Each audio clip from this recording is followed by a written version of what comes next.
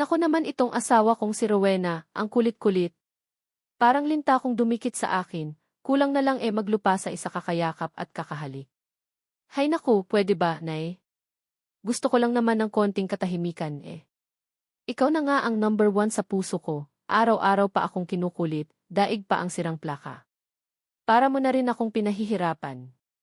Pero teka, iba ang istorya ko. Kakasimula pa lang ng pasukan, ginayuman na ako para manligaw kay Pia, ang mus ng kabilang klase.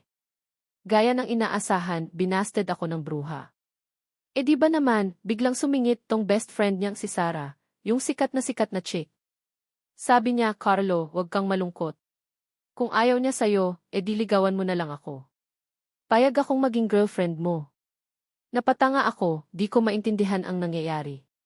Bakit naman may isang Diyosa na mas maganda pa, magpapakumbaba na ligawan ko siya? Biglang sumimangot si Pia, halatang gustong-gusto akong mapahiya ni Sarah.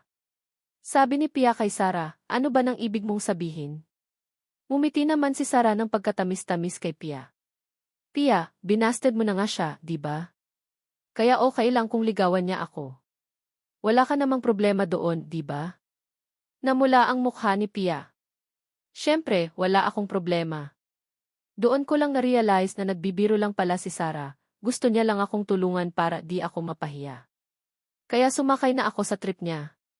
Tutal, libreng ligaw naman sa isang magandang dilag, sayang naman kung tatanggihan ko. Tapos nakita kong di ako makapagsalita, kinindatan ako ni Sarah. Carlo, natatakot ka ba? Sumagot agad ako, ano nang kinatatakutan ko? Ako pa? Ang tapang-tapang ko kaya. Mas lalong nakaka-challenge, mas gusto ko.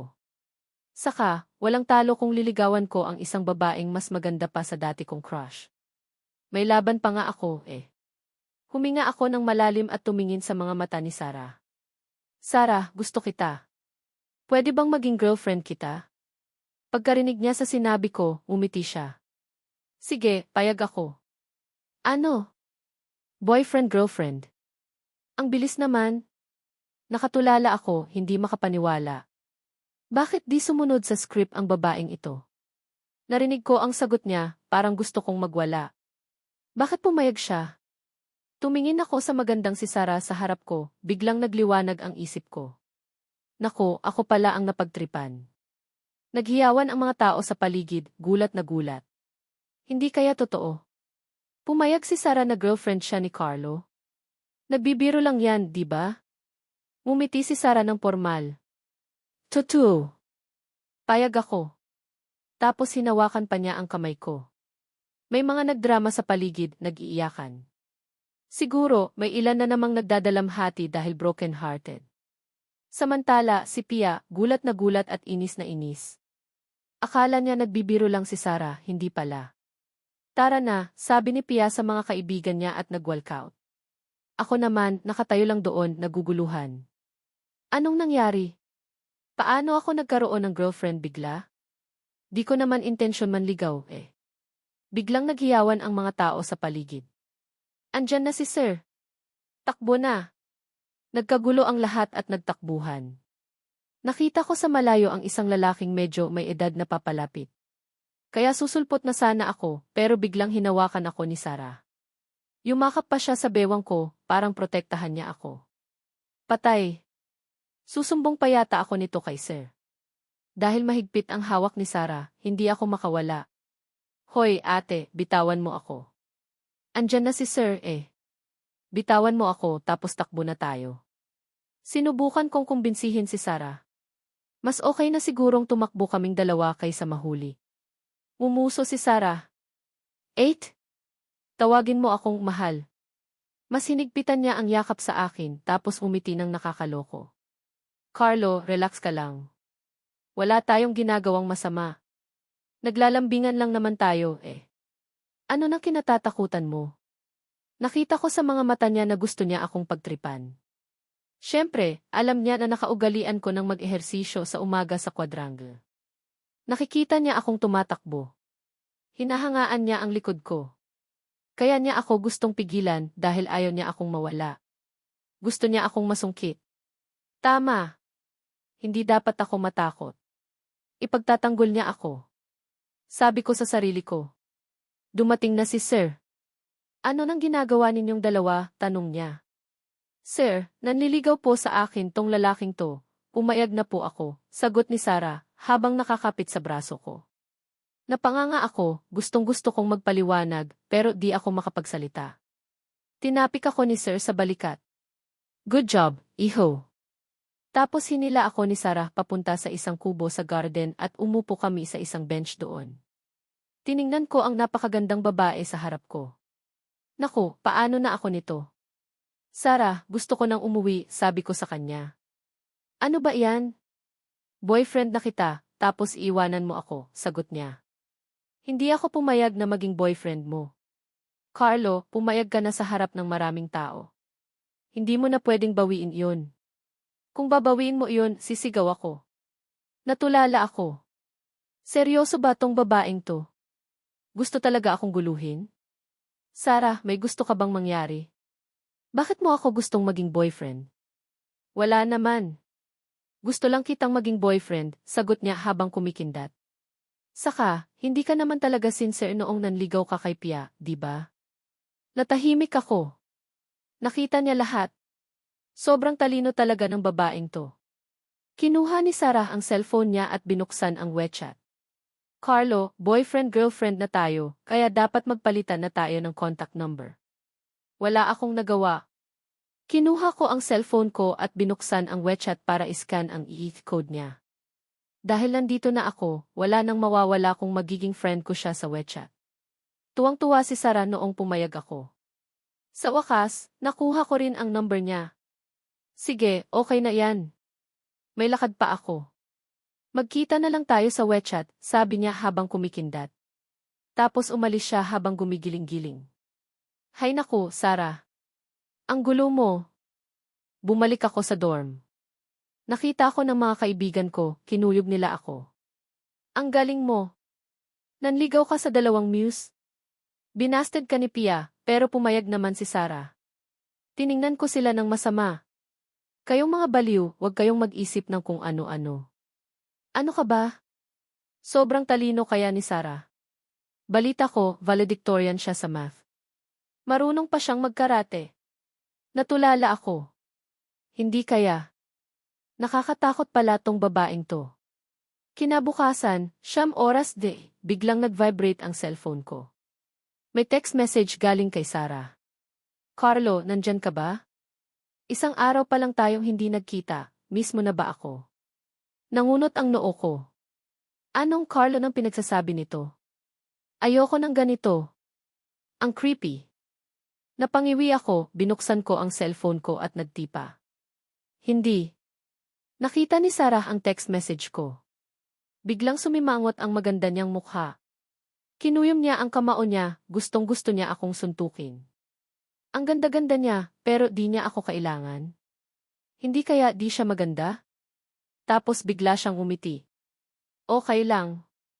Gusto ko pa rin siya. Hindi ako miss ni Carlo, pero miss ko siya. Miss ko na siya, gustong-gusto ko na siyang makita. Boyfriend ko, pupuntahan kita. Ano? Nagulat ako. Pupuntahan niya ako sa klase. Hindi pwede.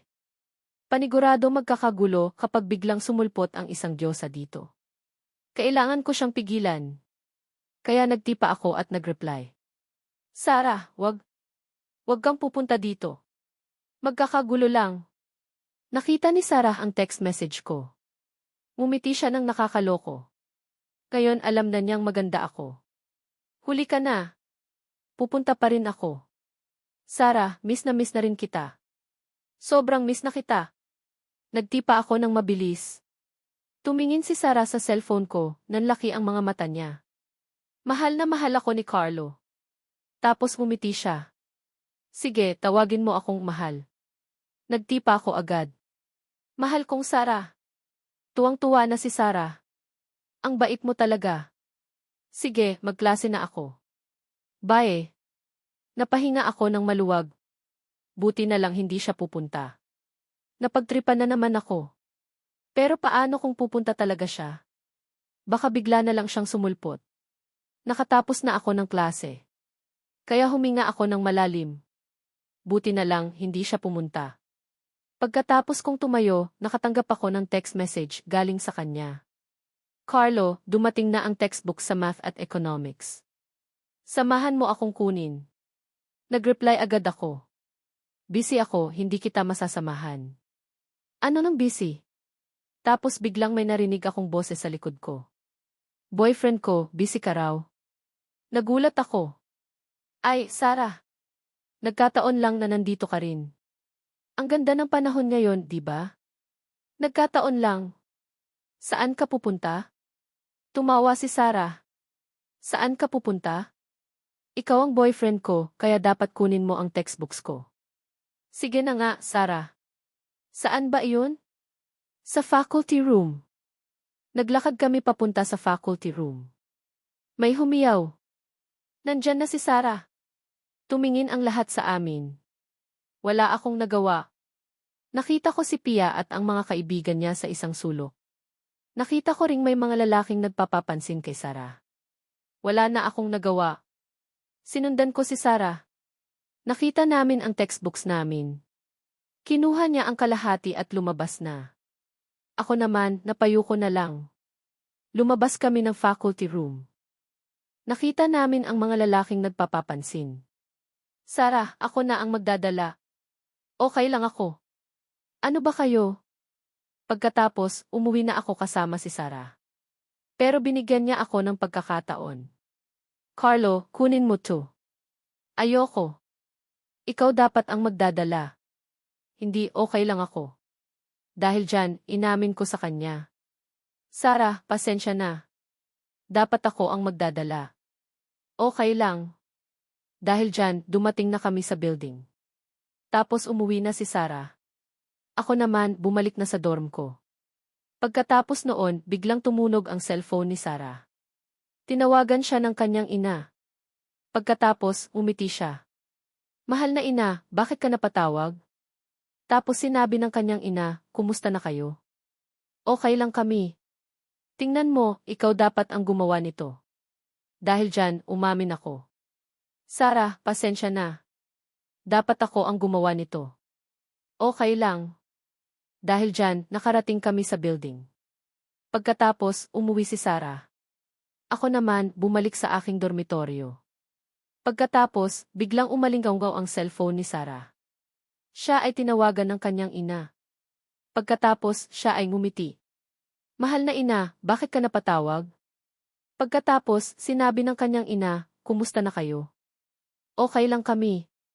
Anak, ano na ang balita tungkol sa iyong kasintahan? Tanong ng kanyang ina. Meron na, inay. Ang bilis naman. Matagal na po. Talaga? Totoo po. Totoo ba talaga yan, anak? Nga inay, maniwala ka naman. Sige, ipakilala mo siya sa akin. Sige inay. Sige anak, mag-ingat ka palagi. Opo inay. Hindi ako nagtagal sa aming dormitoryo. Samantala, si Sarah, habang nasa kanyang kama, tinitingnan ang kanyang cellphone, siya ay napaisip. Tapos bigla na lang nagtunog ang telepono. Bigla ring nagulat si Sarah, biglang hinawakan ang telepono, hello ina. Bakit ka napatawag? Sa isa pang panig ng linya, Sarah, kumusta ang iyong paghahanap ng magiging boyfriend? Pagkarinig nito ni Sarah, nagpakita sa kanyang isipan ang larawan ko, siya ay biglang gumanti ng matalik, bigla rin niyang binuksan ang isip na ang pangalan ko ay nakasulat doon, agad na lumabas sa kanyang mukha ang matalik na ngiti. Bigla rin siyang naging agresibo, pero dahil nakikipag-usap siya sa telepono sa kanyang ina, hindi na siya tumawa ng matindi, ina, nahanap ko na po siya. Ang bilis ha anak. Gulat na tanong ng kanyang ina, bakit ang bilis, mag-iisang buwan pa lang kaya? Opo ina, totoo po yun. Talaga ba Sarah? Baka nagsisinungaling ka, sabi ng ina. Malinaw sa kanyang ina na ang protektadong anak niya ay likas na mayroong katangiang pakikipagkaibigan at ang mga salitang binibitawan ay hindi maaring pagkatiwalaan, may panlabas na katangian ng pagiging cold at malayo sa ibang tao. Pero ang totoo ay mahirap siyang masiyahan at sutil din, ngayon na bigla niyang sinabing may boyfriend na siya, sino ang maniniwala. Kaagad binago ng dalaga ang malambing nitong tono, ina, hindi ka naniniwala sa akin, nagagalit po ako. Ngunit hindi nakinig si Aling Ising sa tono ng kanyang anak, Ang rason ng kanilang pag-uusap sa puntong ito ay dahil pagkapasa ni Sarah ng mga requirements para sa college. Nais ni Aling Ising na piliin ni Sarah ang kurso na economics para pagkatapos ng kanyang pag-aaral pwede niyang pamunuan ang kanilang kumpanya. Ang kinahinatnan gusto ni Sarah na pag-aralan ang lahat tungkol sa numero at kaya niya kinuhang kurso ay ang mathematics dahil sa isyong ito ang magina ay nagkaroon ng madamdaming pagtatalo. Sa huli ang naging resulta ay kung makahanap si Sarah ng boyfriend, masosolusyonan nito ang mahalagang issue ng kanyang buhay para makapagsagawa pa siya ng maraming pananaliksik tungkol sa math. Kung sakaling hindi pa rin siya magtatrabaho, hindi siya pababayaan ng kanyang pamilya, kahit pa sa buong buhay niya, hindi na siya magtatrabaho. Kaya si Sarah ay hindi nahirapan sa paghahanap dahil mayroon siyang katangiang dapat magmana ng billions worth na assets. Ngayon, dahil sa nakita nilang pagwawalang bahala, si Sarah kaagad itong binago na, "Ina, sinasabi ko po sa inyo. Ito po yung paraan ko. Mabuti na lang nakahanap ka ng boyfriend, anak," wika ng ina. "Ikaw na nga ba talaga yan?" "Opo ina, hindi ako nagsisinungaling," dagdag pa niya. "Ikaw nga." "Ay inang, sige po. Mag-ingat ka doon anak," wika ng ina. "Opo," tugon ni Sarah. Sa katunayan, wala naman akong naisip na kakaiba. Dahil sa aming pag-uusap hindi kami talaga nagkaintindihan, ngunit ganun pa man natapos na ang buong araw. "Talaga nga? Nakahanap ka na ng boyfriend?" Bahagyang naniwala ang ina ni Clara. "Saan siya nag-aaral? Kapareho mo ba ng eskwelahan?" Tumango si Clara. "Opo, inay. Estudyante po siya sa kolehiyo natin." "Ano na kurso niya? At ano ng pangalan? Gwapo ba siya? Ano ng estado ng buhay niya? Paano ang kanyang pagkatao?" Sunod-sunod na tanong ni Aling Ising kay Clara. Isa-isa namang sinagot ni Clara. Ang kanyang pangalan daw ay Vince, mula sa kolehiyo ng ekonomiya, sobrang gwapo, di malinaw ang estado sa buhay, masayahin ang pagkatao, at gusto niya si Vince. Dati na raw nakakita si Vince sa kanya, pero di niya alam ang estado ng buhay niya, at saka wala siyang pakialam. Pagkarinig dito, sinabi ni Aling Ising na, kung ganon ay mabuti. Kung gusto mong magkaroon ng boyfriend, puntahan mo ako rito. Kailangan ko siyang makita. Tumango si Clara. Opo, inay. Dadalhin ko po siya rito. Pagkatapos ay nag-usap sila ng mag-ina tungkol sa mga pang-araw-araw na buhay at saka binaba ni Aling Ising ang telepono.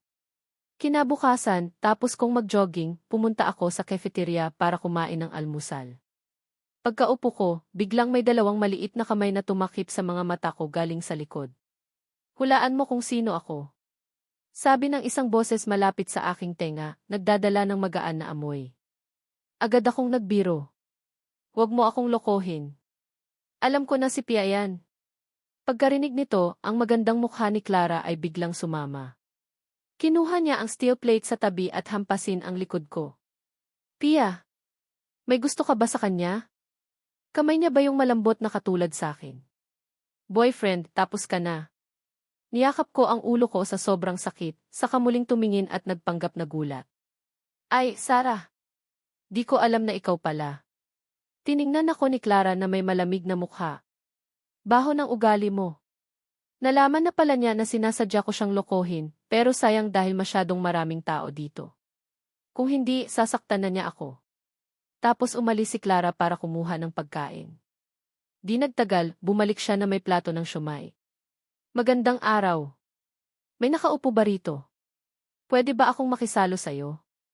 Sabi ni Clara habang kumikindat sa akin. Umuso ako. Meron na. Hindi ka pwede. Pero di ako pinansin ni Clara. Itinaas niya ang kanyang kilay sa kaumupo. Kapatid na Vince, magpasya ka, kung araw-araw pagkatapos ng klase ay isasabay kita. Okay ba yun? Agad akong nagulat. Naku po. Itong babaeng ito ang talas-talas. Kung ako'y pumayag, masisira ang kolehiyo ng ekonomiya. Kaya't lumunok ako at nagsabing, "Wag na, Ate Clara. Sobra na yung tulong mo sa akin. Ako ang nagunguna sa college ng math, kaya walang problema sa akin." Pagkatapos ng sinabi niya, umiti siya, katulad ng isang demonita. Kinuyom ko ang aking bibig at lumambing sa kanya. 8. Wag mo nang gawin yun sa akin. Pagkarinig nito, umiti na si Clara. Ang bait mo naman. Kaya hindi na kita isasabay. Ang gantimpala mo ay isang pirasong siomai. Pagkatapos sabihin yon, kinuha niya ang isang siomai galing sa kanyang plato at nilagay sa bibig ko. Masunurin kong binuka ang bibig. Masarap ba? Sobrang sarap. Lahat galing kay ate ay masarap. Pagkarinig nito, umiti si Clara, nilagay ang kanyang kamay sa pisngi niya. Sila ay nag-almusal at naghanda para magtungo sa kolehiyo. Si Clara ay katulad ng isang babaeng mabait na humawak sa akin. Sila ay nag-uusap habang tumatawa patungo sa classroom. Ate, nandito na ako. Ang College ng Ekonomiya at College ng Mathematics ay magkalayo.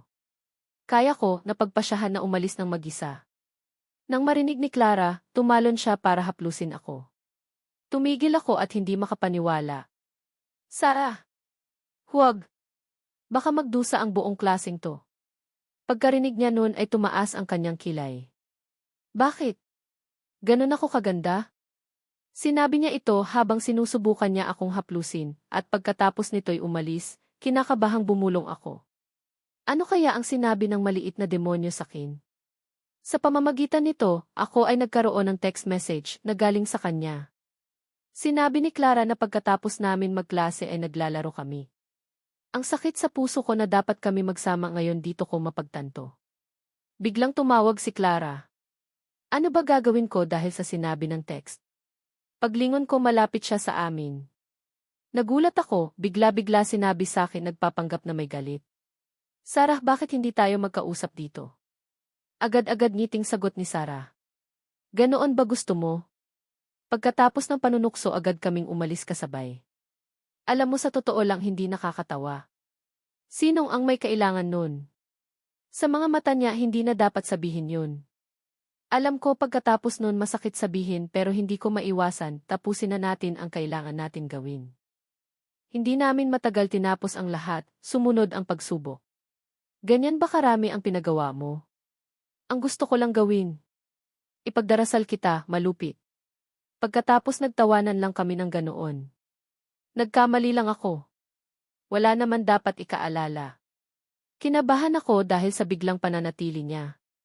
Pagkatapos ay bumiti siya sa akin. Masaya ako na nakilala kita. Gusto ko gawin. Tapos muli siyang napahinto. Pagod na siyang maglaro kasama ako ng mahabang panahon. Sa labas alam mo na hindi ako kasing bait mo. Alam ko ganon na siya ganon ako. Hindi ko naman alam kung paano niya sinasabi. Nagpaalam kami sa bawat isa at tumawa. Alam kong magiging ganito ang magiging kinahinatnan namin. Alam naming magiging mahirap kami. Paggabi habang pauwi kami naisipan niya ng biglaan tumakbo sa akin. Lagi kaming magkasama. Tumakbo rin ako pero alam kong hindi sapat. Basta naisipan kong sumama. Alam kong hindi siya magiging sapat magpakailanman. Sa puntong to alam kong nagtatapos kami. Pero habang tumatakbo ako hindi ako titigil. Araw-araw hanggang tumanda ako hindi ako susuko.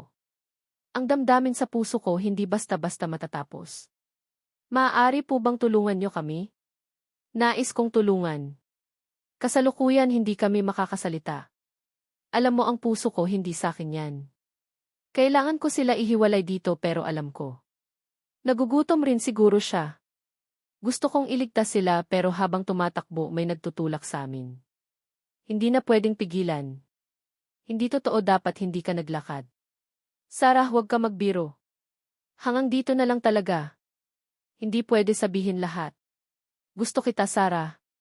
Mahal kita. Hindi namin mapigilang lumuha. Wala na akong makikita. Mahal kita, Sarah, paalam.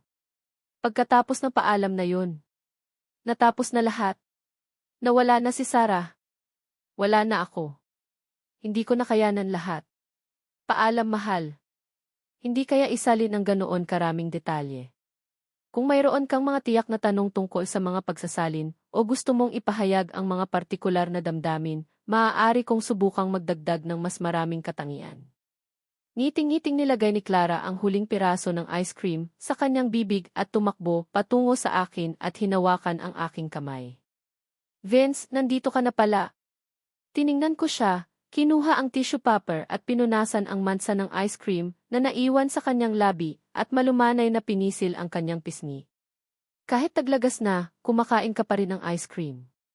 Umuso si Clara. Kahit taglagas na, mainit pa rin kaya. Pagkatapos ay nagbago ang kanyang tono. Vince, ano ang gagawin natin? Nag-isip ako sandali. Gusto kong bumili ng vest. Pagkasabi ko noon, agad niyang pinitik ang kamay niya.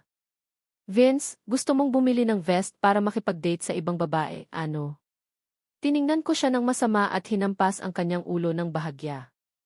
Ano ba nang iniisip mo, ate?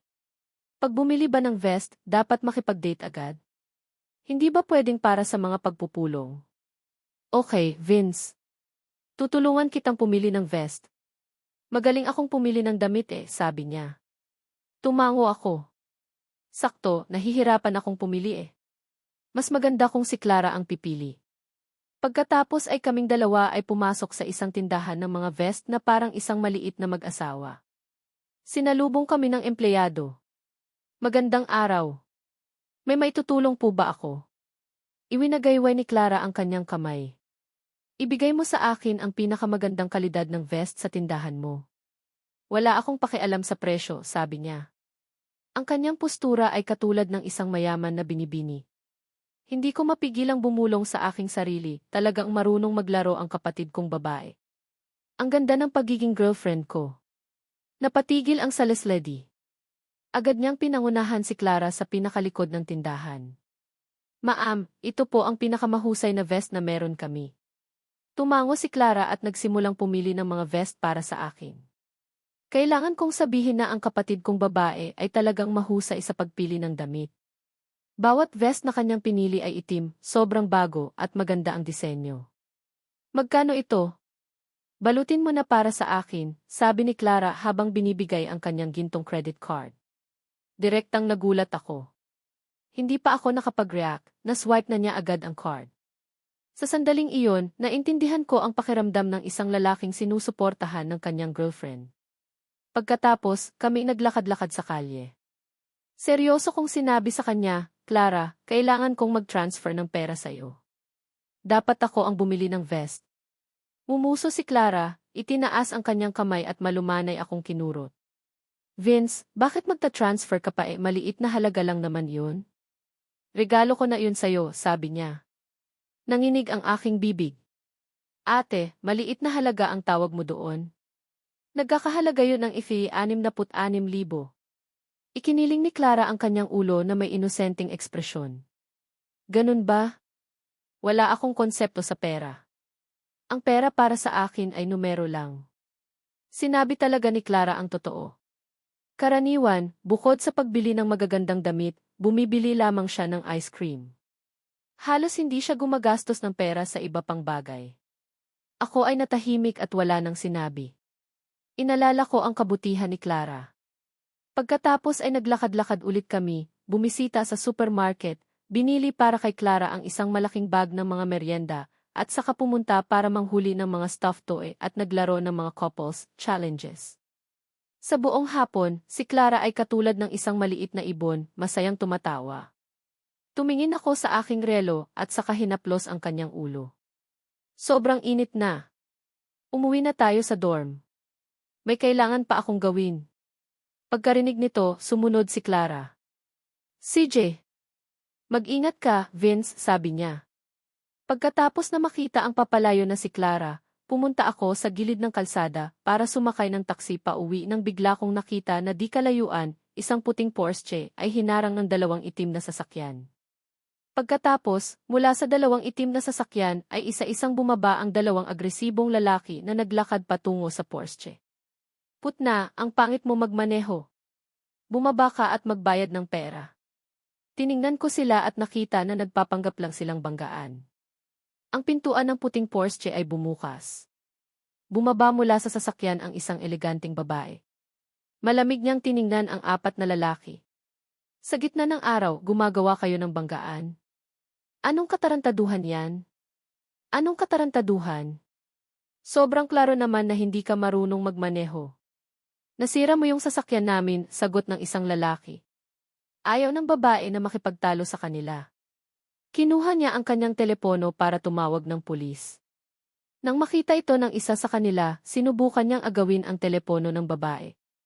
May diwa ng pagtulong sa mga taong nasa panganib, ako ay naglakad patungo at tumayo sa harap ng babae.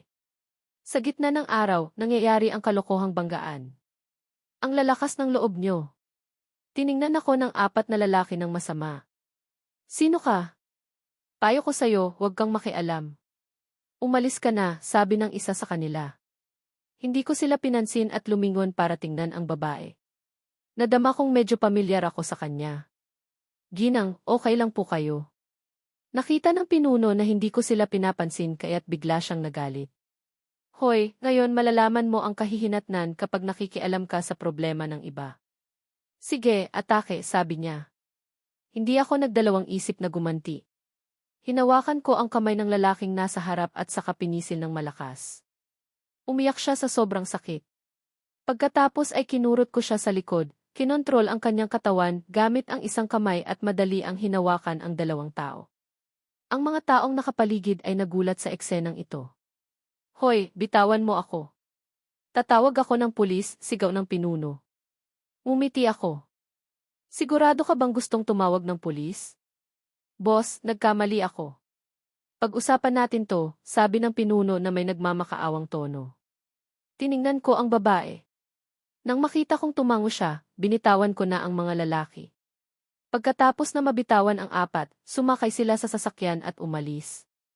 Umiti ang babae habang papalapit sa akin. Maraming salamat sa iyo, binata. Walang anuman, umiti ako bilang tugon. Tumulong ako sa kanya dahil pamilyar ang kanyang mukha sa akin. Tinitingnan ang gwapong binata sa kanyang harapan, lalong nasisiyahan ang babae. Sa kanyang isipan, naisip niya na dapat niyang kunin ang mahusay na lalaki at gawin itong manugang. Iniisip ito, ipinakita niya ang isang ngiting puno ng kahulugan. Binata, gusto mo bang magkaroon ng girlfriend? Ipakikilala kita sa isang babae, sabi niya. Ipaalam ko sa'yo, ang anak ko ay napakaganda, matamis magsalita, maganda ang katawan, mabait, at kaibig-ibig, sabi niya habang kumikindat. Ang pakiramdam na to ay pamilyar sa akin, kaya nagulat ako at agad na tumanggi. Ginang, sobrang ganda nyo, kaya tiyak na maganda rin ang anak nyo, pero may girlfriend na po ako eh. Hindi ko kailangan ang tulong nyo, sabi ko. Pagkarinig ng papuri, umiti ang babae. Sobrang tamis magsalita. Sobrang sayang. Ang pangalan ko pala ay Joanna. Gusto kitang maging manugang. Ano ng pangalan mo? Pwede mo bang ibigay sa akin ang contact details mo? Tumango ako, kinuha ang aking telepono at nag-add sa kanya. Vince po ang pangalan ko. May kailangan na po akong gawin. Sandali, Vince. Sumakay ka sa sasakyan. Ihahatid kita pa uwi. Wala naman akong ginagawa ngayon, sabi ni Joanna. Lumaki ang aking mga mata nang marinig ito. Kung ganun po, maraming salamat, sabi ko habang sumasakay sa Porsche ni Joanna. Saan ka nakatira, Vince? Tanong ni Joanna. Nag-isip ako sandali. Hindi na ako makakauwi sa bahay. Hatid mo na lang ako sa kolehiyo. Nang marinig ito ni Joanna, hindi niya napigilang magulat. Nagkataon? Nag-aaral din ang anak ko sa kolehiyo mo. Siguro may pagkakataon na magkakilala kayong dalawa, sabi niya. Kumunot ang aking mga mata. Talaga lang nagkataon, sabi ko. Pagkalipas ng kalahating oras, ang Porsche ay dahan-dahang huminto sa harap ng tarangkahan ng unibersidad. Bumaba ako sa sasakyan at kumaway sa kanya sa bintana ng sasakyan. Salamat po, Ginang, ingat po kayo, sabi ko. Tiningnan ni Joanna ang aking gwapong likod at bumuntong hininga. Talagang mahusay na lalaki. Sayang at may girlfriend na siya. Nalampasan ni Clara ang isang mahusay na pagkakataon. Sinabi niya sa sarili habang kinukuha ang kanyang telepono para tawagan si Clara. Clara, ano nang ginagawa mo? Hindi mo ba ako naalala? Sa sandaling ito, si Clara ay nakahiga sa kanyang kama at nanonood ng pelikula. Nang makita ang text message ng kanyang ina, nagulat siya ng bahagya. Ina, nanonood ako ng pelikula. Miss na kita, sabi niya. Pinandilatan siya ng mata ni Joanna. Alam niyang hindi seryoso ang kanyang anak. Miss mo ako. Puntahan mo ako sa tarangkahan ng kolehiyo. Naghihintay ako rito, sabi ni Joanna. Nagulat si Clara. Bakit pupunta sa kolehiyo? Baka akusahan niya ang boyfriend ko. Ngunit, nang ikiling niya ang kanyang ulo, nagduda siya. Baka binibiro lang ako ni inay. Sa pamamagitan nito, kinuha ni Clara ang kanyang telepono at nag-reply. Haha. Huwag mo akong biruin, inay. Anong ginagawa mo rito? Pagkakita nito ni Juana, sinabi niya, wala akong oras para makipagbiruan. Pumunta ka na sa tarangkahan ng kolehiyo. Kung hindi, malalaman mo. Alam ni Clara na nagsasalita ng totoo ang kanyang ina, kaya't nagmadali siyang bumangon sa kanyang kama. Kung hindi siya lalabas, sigurado siyang papagalitan siya. Nagmadali siyang magbihis at nagmadaling tumakbo patungo sa tarangkahan ng paaralan. Pagkaraan ng 1 minuto, nakita na ni Clara ang puting Porsche na nakaparada sa tarangkahan. Nang tiningnan niya, nalaman niyang sasakyan pala iyon ng kanyang ina. Si Juana, na nakaupo sa sasakyan, ay nakita rin ang kanyang minamahal na anak na naglakad papunta. Tumakbo si Clara patungo sa kanyang ina at niyakap siya. Inay! Sobra kitang namiss. Tiningnan siya ni Juana ng masama. Bakit ka tumatakbo? Tignan mo, pawis na pawis ka na. Hihi, dahil sobra kitang namiss. Ano nang ginagawa mo rito? Nagtanong si Clara habang nakangiti. Hinakbang ni Juana ang ulo ng kanyang anak. Mainit sa labas. Kumain muna tayo bago tayo mag-usap, sabi niya. Pagkatapos noon, hinila niya si Clara papunta sa sasakyan at dinala ang kanyang anak sa isang restoran malapit doon. Pumili ang mag-ina ng isang pribadong silid at umorder ng ilang pagkain. Tumingin si Clara kay Juana. Inay, bakit ka pumunta sa kolehiyo ko? Ano ba ng problema? Tiningnan siya ni Juana. Napadaan lang ako at naisip na bisitahin ka. Mukhang hindi naniniwala si Clara. Clara, ngayon lang ako nakakilala ng isang mahusay na lalaki. Hindi lang siya gwapo, magalang pa. At saka, tinulungan niya ako. Kaya lang, may girlfriend na siya. Kung hindi, gusto ko siyang ipakilala sa iyo bilang boyfriend mo, sabi niya, at ikinuwento ang nangyari noong hapon kay Clara. Pagkarinig nito ni Clara, hindi niya mapigilang purihin. Talagang mahusay. Sayang lang at may girlfriend na siya. Kung hindi, gusto ko siyang ipakilala sa iyo bilang boyfriend mo, sabi niya. Naguluhan si Clara. Inay, sinabi ko na sa iyo na may boyfriend na ako. Gwapo siya at nakakatawa rin. Sobra akong nasiyahan. Umuso si Clara. Tiningnan ni Juana ang kanyang mukha para matiyak na totoo ang sinasabi niya. Clara, matagal ko na kayong hinihintay na makipagkita sa akin, sabi niya.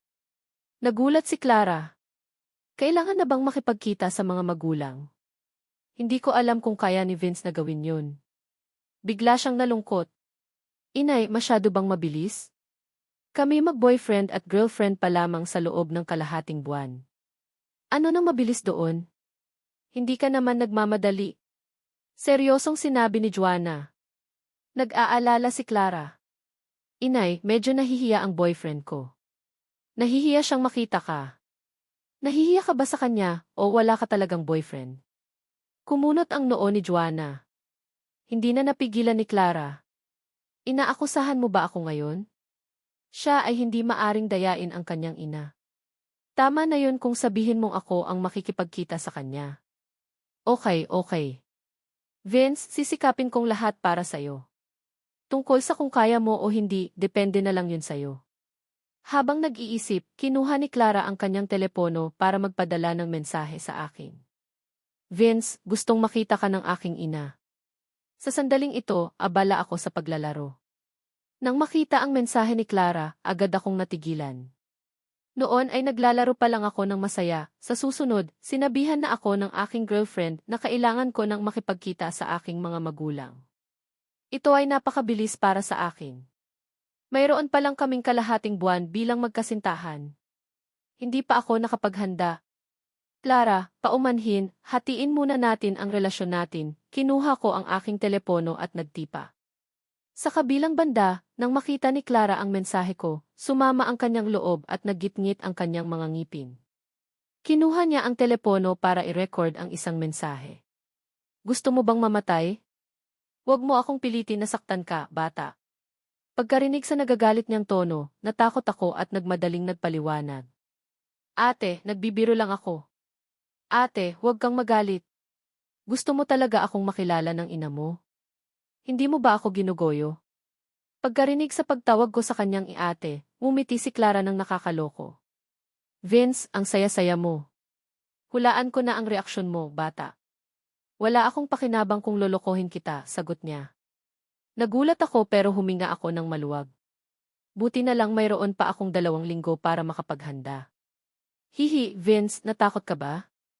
Panunukso ni Clara. Itinaas ko ang aking kilay. Sinong nagsabing takot ako? Tahimik kong sinabi sa aking sarili na hindi ko hahayaang malaman ni Clara kung gaano ako katakot. Kung ganon, hindi ka natatakot. Nakakalungkot naman. Nagalit ako sa'yo. Kahit pa nagalit ako sa'yo, hindi pa rin kita magagawang suyuin. Nagpanggap na nagtatampo si Clara. Itinaas ko ang aking kilay. Gusto kong bilhan kita ng masasarap na pagkain. Pero ayaw ko na, sagot ko. Hindi pwede. Vince, kailangan mo akong bilhan ng masasarap na pagkain. Hindi mo pwedeng bawiin ang sinabi mo. Pagkarinig sa masasarap na pagkain, agad na sumaya si Clara. Tumawa ako sa aking isipan. Alam kong mahuhulog si Clara sa aking patibong. Okay, tignan ko kung ano nang gagawin mo sa akin. Sige, pag-usapan natin bukas. Gabi na eh. Matutulog na ako. Paalam.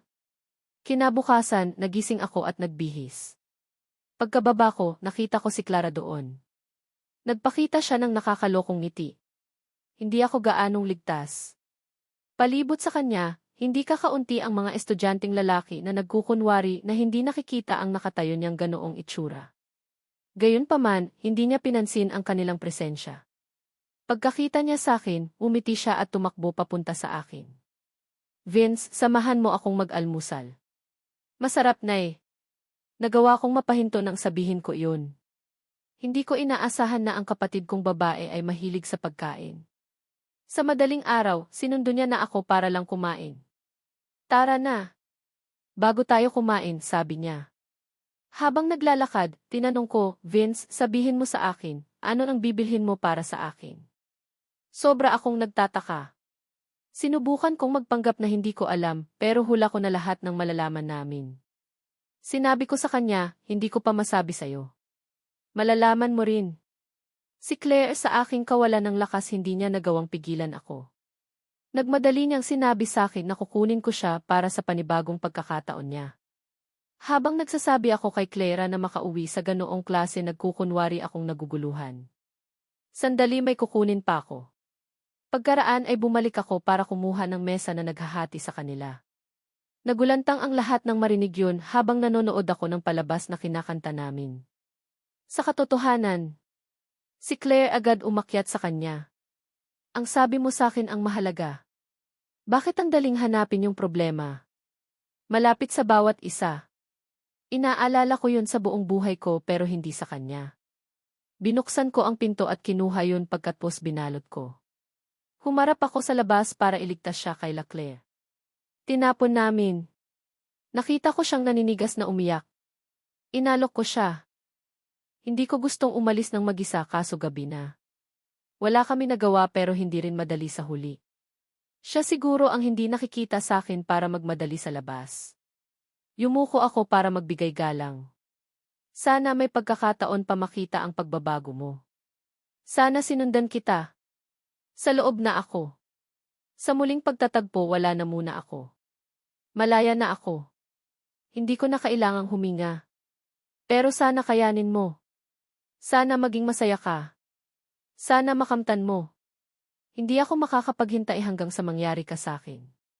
Sa pagtatapos nitong kabanata hayaan kong sabihin sa akin sa iyo. Paalam. Tapos tinapos ko sila sa pagkain kaya siguro ang sarap. Sa oras na to sa buong kwarto hindi sila makapagpigil. Hindi siguro kaya pigilan pa nila. Sa bawat araw sa hinaharap alam ko hindi nila makakalimutan.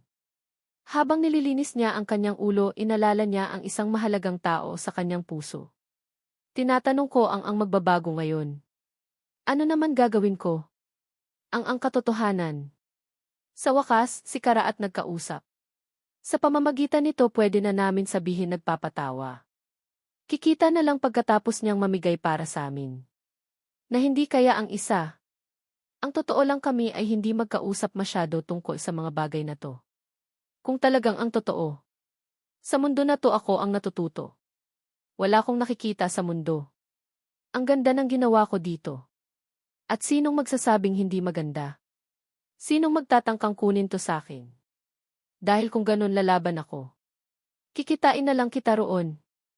Ngiting sabi ko naghihintay na magsimula. At malalaman nilang lahat. Aasa na lang ako sa nakaraan. Salamat. Naisulat ng iba ang text na tinangka kong ilipat. Kung kailangan mo pa ito, magpadala ng isang bago.